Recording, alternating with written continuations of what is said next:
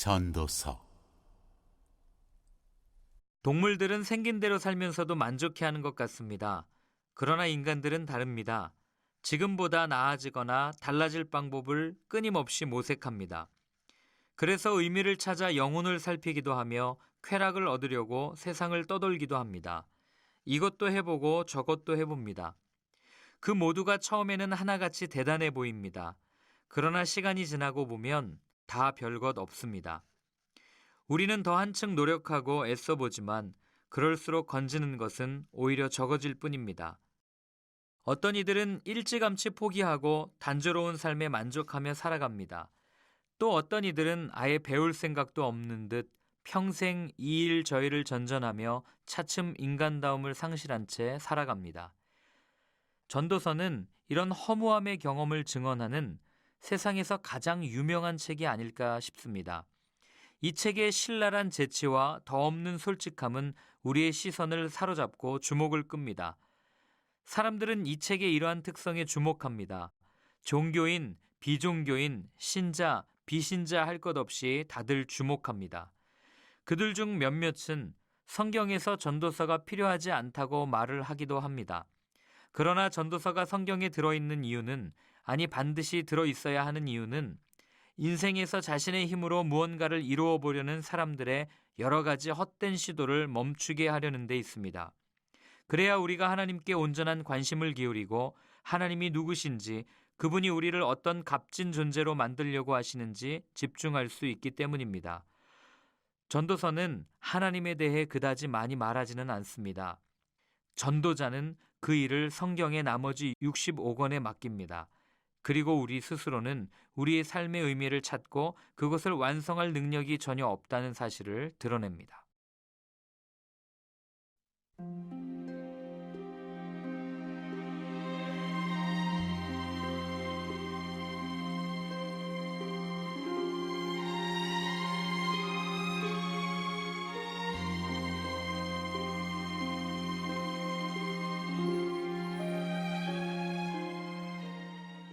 일장 모든 것이 헛되다.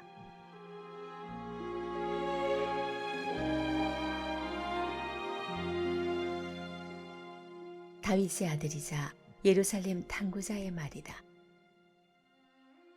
탐구자가 말한다. 연기다. 한낱 연기다.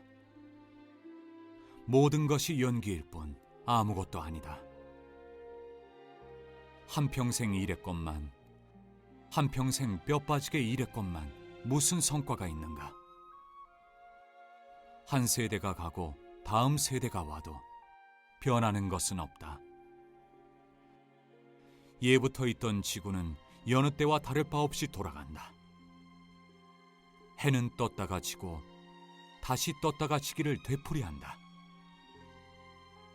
바람은 남쪽으로 불다가 북쪽으로 불고 돌고 돌며 다시 돈다. 이리 불고 저리 불며 늘 변덕스럽다. 모든 강이 바다로 흘러들지만 바다는 가득 차지 않는다. 강물은 옛날부터 흐르던 곳으로 흐르고 처음으로 돌아와 모든 것을 다시 시작한다. 모든 것이 따분하다. 극도로 따분하다. 아무도 그 의미를 찾지 못한다. 눈에도 따분하고 귀에도 따분하다. 이미 있던 것이 다시 있을 것이고 이미 벌어진 일이 다시 벌어질 것이다. 이 세상에 새로운 것은 없다. 해마다 다시 보아도 전에 있던 것이 있을 뿐이다. 누군가 이봐, 이거 새로운 거야 하고 법석을 떨어도 흥분하지 마라. 전부터 듣던 이야기일 뿐이다. 아무도 어제 있었던 일을 기억하지 않는다. 그렇다면 내일 벌어질 일은 어떨까? 내일 일도 아무도 기억하지 않을 테니 기억되기를 바라지 마라.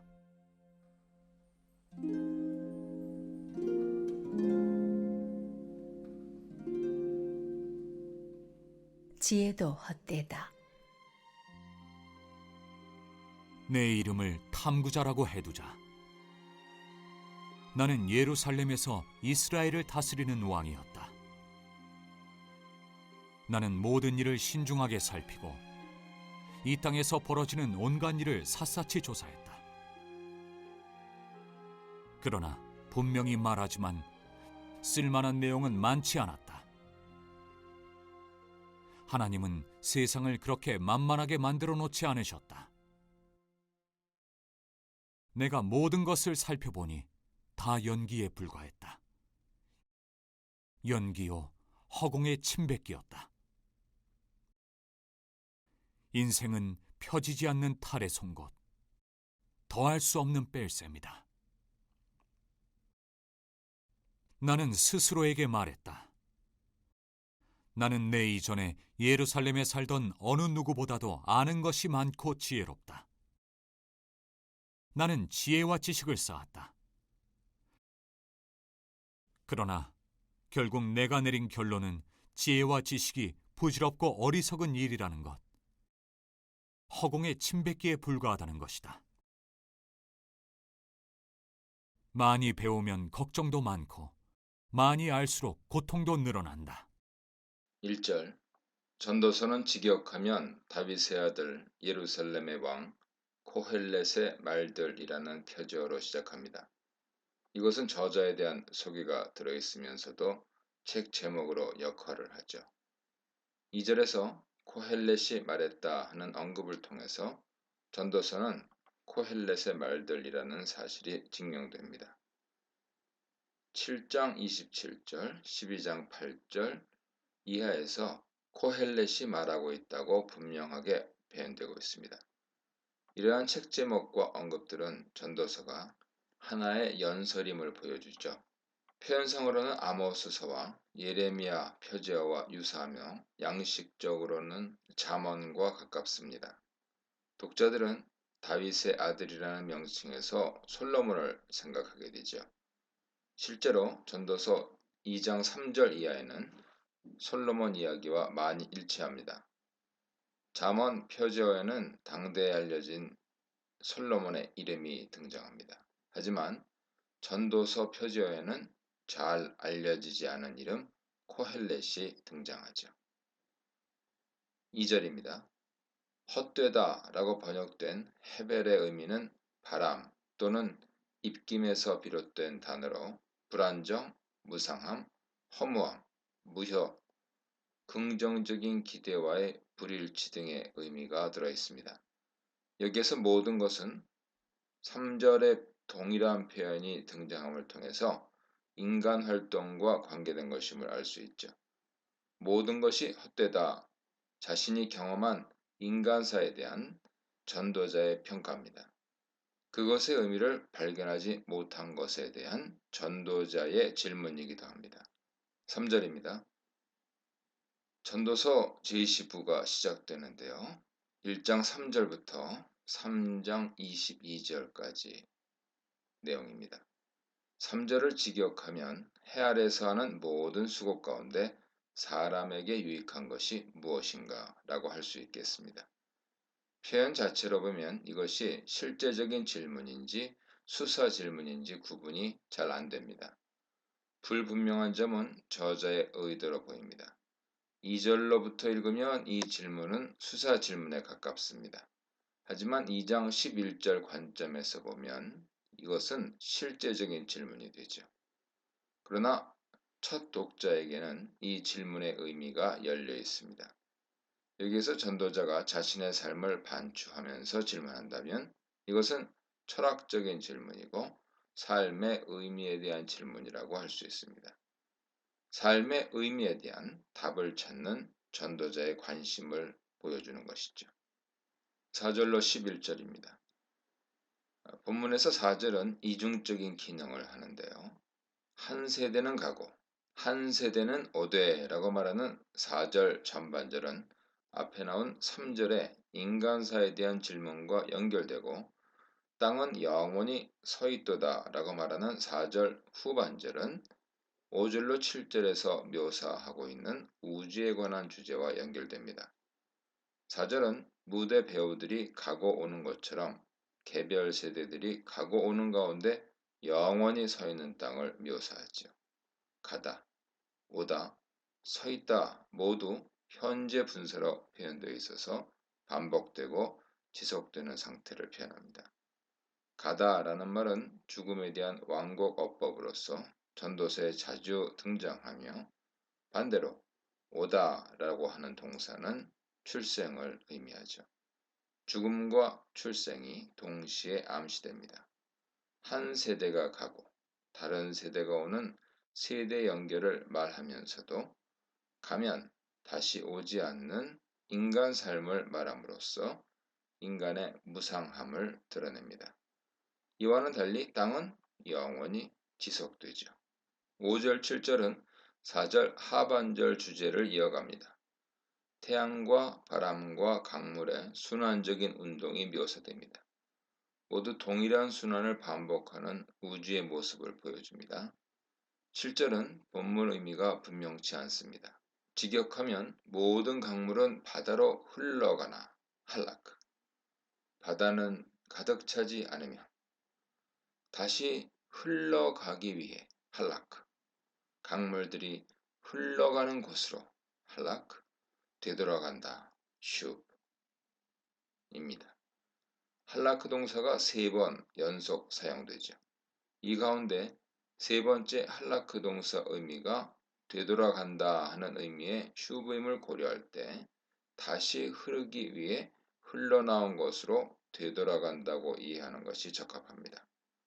이것은 모든 강물이 바다로 흘러가지만 바다가 넘치지 않는 이유를 제공하죠. 여기에서 우리는 혼돈을 방지하고 우주를 안정시키는 순환 운동의 기능을 엿볼 수 있습니다. 이런 의미에서 이 모든 순환운동은 그 자체로 목적 없음과 의미 없음에 관한 묘사라기보다는 우주의 신비로운 하나의 질서를 묘사하는 것으로 여겨집니다. 8절에서 모든 만물이라고 번역된 콜 핫데바림은 모든 말이라고 번역할 수도 있습니다. 하지만 이것은 앞에서 열거한 모든 것을 가리킨다고 보는 것이 더 자연스럽죠. 8절 전반절에 대한 대안적인 번역은 다음과 같습니다. 만물은 수고로 가득하나 사람이 이루 말할 수 없다. 이것은 쉼없이 움직이는 우주의 사건들을 말로 다 표현할 수 없다는 사실을 묘사합니다. 그것은 인간의 묘사와 이해의 한계를 넘어서는 것으로서 누구도 그것에 대해 말할 위치에 있지 못하고 있죠. 9절, 10절에 대한 이해도 여러 가지로 나타납니다. 전도자가 말하는 해 아래 새 것이 없다 하는 선언은 많은 사람들이 주장하듯이 절망적이고 고통스러운 인식인가? 아니면 구약 성경에서 그런 인식은 정당한가? 하는 질문이 있죠. 새로움에 대한 부정은 구약 성경에서 부정적으로 이해될 수 있습니다. 하지만 창조 신학 관점에서는 다르게 이해할 수 있죠. 이 진술을 부정적으로 해석하는 것에 반대하는 학자들이 있는데요. 모든 안식일이 다시금 최초의 시작과 연결된다는 점에서, 또한 역사적인 여호와의 구원 사건들도 최초의 창조 행동에 대한 계시 이외의 의미가 없다고 평가하면서 구약 성경에 나타나는 역사와 구원 사건들이 과거의 원초적 행동들의 반복임을 근거로 듭니다. 반대로 이스라엘에게 가장 좋지 않게 여겨질 수 있는 일은 조상들이 숭배하지 않은 새로운 신들에게 돌아가는 것이라고 말하지요. 신명기 32장 17절 보세요. 그에 따르면 어떤 것이 새롭다는 것은 창조시의 기초로 놓인 모범이 가능한 한 강력하게, 그리고 가능한 한 순수하게 반복될 때 새로운 것으로 평가된다는 것입니다.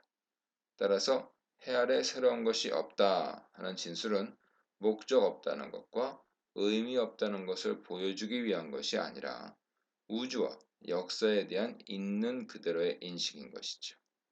세계는 시작부터 완전했다. 그래서 하나님은 일곱째 날 쉬셨다. 새로운 것을 추가할 필요 없이 모든 것이 다 있었다고 히에로니무스는 전합니다. 11절은 기억의 문제를 다루죠.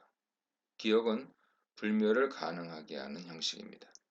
따라서 이전 것들에 대한 기억, 그것을 실행해야 할 세대들이 없다 하는 사실은 우주의 영원함에 대비되는 인간의 무상함을 극명하게 다시금 자각하게 만들어줍니다. 이 문단에서는 인간사가 증명하는 헛됨, 자연이 증명하는 헛됨, 시간이 증명하는 헛됨에 대해 묵상해 보시기 바랍니다. 12절입니다. 전도자는 자신을 이스라엘 왕으로 소개합니다. 표제어에서는 다윗의 아들 예루살렘 왕이라고 소개되어 있으나 여기서는 예루살렘에 있던 이스라엘 왕이라고 말합니다. 다윗의 아들 대신 이스라엘이라는 말이 등장하죠. 고대 중동에서 왕은 최고 지혜자라는 이상과 기대가 있었고 지혜 측면에서 모든 앞선 자들을 능가하는 것이 제왕 이념이었습니다. 그런 의미에서 왕으로서의 전도자의 모습은 그가 앞으로 소개할 내용이 얼마나 많은 지혜를 담고 있을지에 대한 기대를 갖게 합니다. 13, 15절입니다. 13, 14절에서 전도자는 탐구에 대한 이중 진술에 이어서 헛됨에 대한 진술로 단락을 마무리합니다. 그는 하늘 아래에서 행해지는 모든 일들에 관해 지혜를 써서 탐구하는 데 마음을 두었다고 말하죠. 마음을 두었다는 표현에서 하늘 아래에서 이루어지는 일에 대해 파악하고 이해하려는 전도자의 관심과 열망이 얼마나 컸는지 알 수 있습니다. 하늘 아래에서 행해지는 모든 일은 우선적으로 인간에 관련된 일들이죠. 그것은 능동적인 인간 행위뿐만 아니라 인간에게 닥치는 모든 일을 말합니다. 13절 후반절에 대한 평가는 다양합니다. 번역부터 쉽지 않은데요. 직역하면 다음과 같습니다. 그것은 하나님께서 사람의 아들들에게 주어 그 안에서 수고하게 하신 힘든 일이다. 여기서 그것은 앞에 나온 하늘 아래에서 행해지는 모든 일을 가리킬 수도 있고 그것의 의미를 찾고 탐구하는 지혜자의 행동을 가리킬 수도 있습니다. 개역개정에서 괴로운 것이라고 번역하고 있는 이냔라 하는 말의 의미는 힘든 일이라고 번역할 수 있고 악한 일로 볼 수도 있습니다. 또 이것을 누구 진술로 볼 것인가에 문제가 있는데요. 전도자 자신의 말일 수도 있고 다른 사람 말을 인용하고 있다고도 말할 수 있습니다. 이 진술을 전도자 자신의 말로서 아래처럼 이해하는 것이 적절하게 여겨지는데요.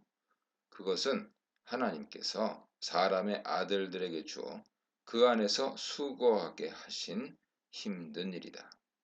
여기에서 그것은 하늘 아래에서 행해지는 모든 일을 가리키죠. 전도자는 하늘 아래에서 이루어지는 모든 일을 하나님이 사람의 아들들, 곧 인생들에게 주어 그 안에서 수고하게 하신 힘든 일로 이해하고 있는 것입니다. 이는 창세기 3장 17절 이하에 나오는 아담에 대한 징벌 내용과 일치합니다. 하지만 이 진술은 전도자의 마지막 말이 아니죠. 나중에 그의 말이 개정됩니다. 3장 10절, 11절 보세요. 여기서 우리는 이 진술이 이전 구절들과 여러 핵심어로 연결되어 있음을 알 수 있습니다. 따라서 이 구절은 1장 3절의 질문과 4절 11절에서 서술된 우주에 관한 내용의 지평에서 해석할 수 있습니다. 이런 배경 속에서 13절에서 예고된 탐구는 우선 인간적인 행동을 겨냥하고 있는 것으로 나타나죠.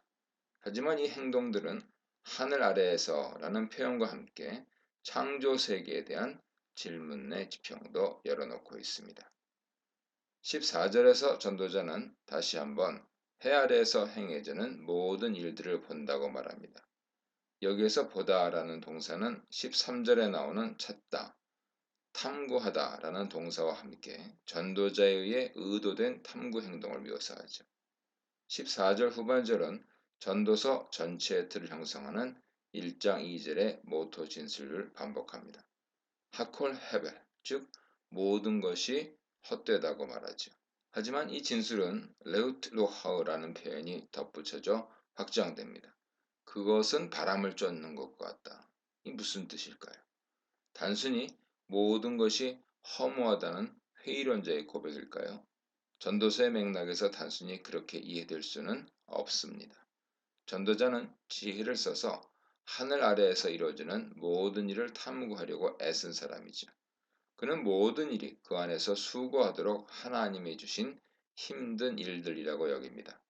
그러나 그러한 일들을 이해하는 것은 아직 전도자에게 허락되지 않았습니다. 그는 해 아래서 이루어지는 모든 일을 이해하려는 자신의 시도가 성공하지 못했음을 시인합니다. 그래서 그는 말합니다. 모든 것이 헛되다.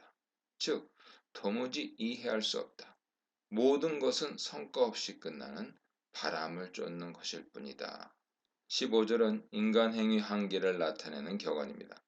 부러진 것을 곧게 펼 수 없고 모자란 것도 셀 수 없다. 전반절 내용은 다양한 차원에서 이해될 수 있습니다. 우선 교육적인 상황에 적용할 수 있죠.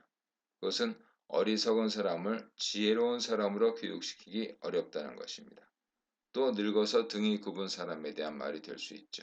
다시 말하면 등이 굽은 것은 시간을 되돌려 곧게 펼 수 없다는 것입니다. 후반절의 내용도 여러 가지 해석이 가능하지만 무엇보다 죽음에 대한 암시라고 보는 것이 설득력 있습니다. 부족한 것, 즉 지나가 버려 없어진 것은 산 자들과 함께 셀 수 없습니다. 하지만 15절 진술은 무엇보다 전도서 7장 13절 시각에서 이해되어야 할 것입니다. 하나님께서 행하시는 일을 보라. 하나님께서 굽게 하신 것을 누가 능히 곧게 하겠느냐. 하나님의 일을 인간이 이렇게 저렇게 바꿀 수 없다는 말이죠. 이것은 인간에게 행동의 한계가 있다는 사실을 분명하게 깨닫게 합니다. 16, 18절입니다. 16절 이하에서 탐구에 대한 이중적인 진술이 나타납니다. 16절에서 왕으로서의 전도자는 자신이 그 이전에 있었던 사람들보다 지혜를 더 크고 많게 하였다고 말하면서 지혜와 지식의 많아짐을 경험했다고 말합니다. 탐구에 힘썼던 자신을 말하고 있는 것이죠. 지혜면에서 모든 앞선 자들을 능가하는 것이 고대 중동에서 왕들에게 요구되는 이상이었습니다. 이러한 사실은 내가 이해한 것을 누구도 이해하지 못했다는 이드리미 왕의 비문에서도 확인되죠. 이러한 지혜 왕으로서의 모습은 솔로몬 왕에게서 가장 분명하게 확인됩니다. 이 왕이 누굽니까? 왕으로서의 전도자가 자기보다 앞서 있던 사람들을 말하는데 과연 그들은 누굽니까? 이 진술을 문자적으로 받아들이면 전도자를 솔로몬 왕으로 부르는 입장에 대한 반박의 근거가 되기도 하죠. 솔로몬 이전의 왕으로는 다윗이 유일하기 때문입니다. 하지만 이 진술을 그대로 받아들일 때 더욱 의미 있는 해석이 가능합니다. 이를 통해 전도자는 이스라엘의 왕으로서 안으로는 백성의 전통들과 대화하고 밖으로는 예루살렘 도시국가 왕으로서 다른 민족들의 전통들과 대화하는 상황에 있음을 보여줍니다. 다시 말하면 왕으로서의 전도자는 국내뿐 아니라 국제적으로도 이전의 전통을 능가하는 노력으로 지혜를 탐구하고자 애썼다는 것이죠. 17절에서는 다시금 자신의 시도가 좌절되었음을 말합니다. 그는 지혜를 알고 미친 것과 어리석은 것을 깨닫고자 했습니다. 하지만 그런 것들을 깨닫고 구별하는 시도가 헛된 것임을 알게 됩니다. 역시 바람을 쫓는 것이었습니다. 18절에서도 격언이 소개됩니다. 전도서에서 처음으로 만나는 지혜에 대한 비판이지요. 많은 근심과 노력을 통해 지혜를 얻을 수 있습니다. 하지만 전도자는 고통의 수고와 지혜의 순서를 뒤집습니다. 이것이 전도자가 기존의 지혜를 취급하는 방식이기도 합니다. 그는 전통적인 격언 지혜를 수용하되 약간 비틀거나 본래 의도와 반대되게 방향을 바꿉니다. 많은 지혜는 많은 근심을 이야기하고 아는 것은 오히려 고통을 증가시킨다. 이 문단에서는 지혜를 써서 연구하는 일의 헛됨, 알기만 하는 것의 헛됨, 많은 지혜의 헛됨에 대해 묵상해 보시기 바랍니다.